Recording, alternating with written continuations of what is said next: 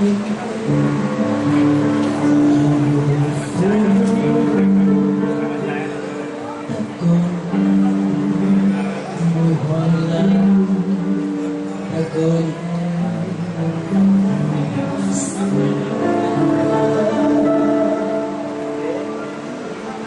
đường vẫn xì xào cơn mưa nhỏ, anh chờ ai tóc xõa vai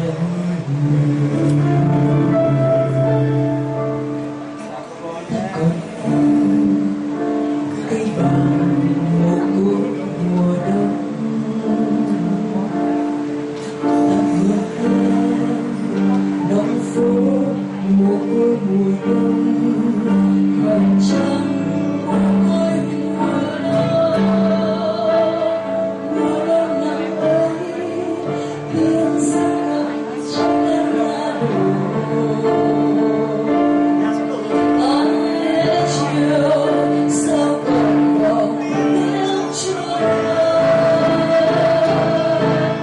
ta đã còn em một màu xanh thời gian, từng chiều có thể bay chờ hoa chợt hiện người nghệ sĩ lang thang hoài trên phố, bỗng thấy mình chẳng nhớ nổi một con người. Ta còn em học phố cũ sao mong và từng mãi mãi sống nghiêng nào nào kỷ niệm. Chiều hồi tay là sao hoài con sông,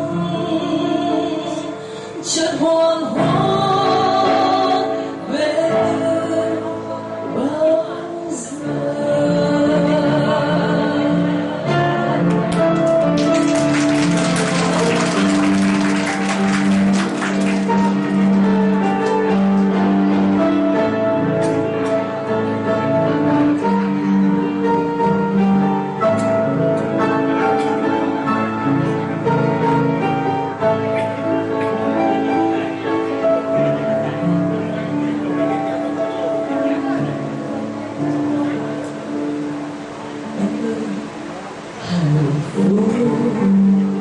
Ta còn em mùi hương, ta còn em mùi hoa xưa, con đường vẫn xì xào cơn mưa nhỏ, anh chờ ai tóc xõa vai. Ta còn cây vàng mùa cuối mùa đông, ta còn em là phố mùa cuối mùa đông, vầng trăng cuối mùa đông năm ấy tiếng dương cầm trong căn nhà bao lễ chiều sao còn vòng tiếng chuông ta còn em một màu xanh thời gian, từng chiều ấy tóc em bay chợt nhòa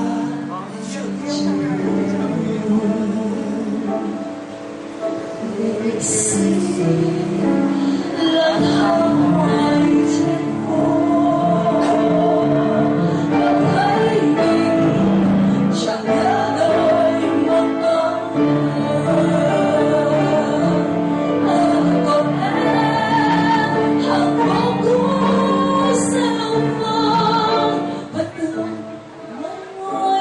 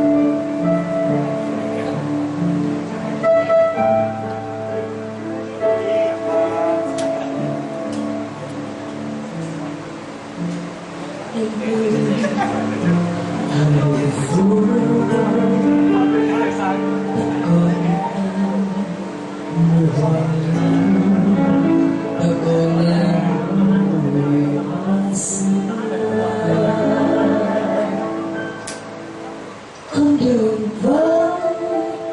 xin giao thương nhỏ ai đó chờ ai đau xóa vài người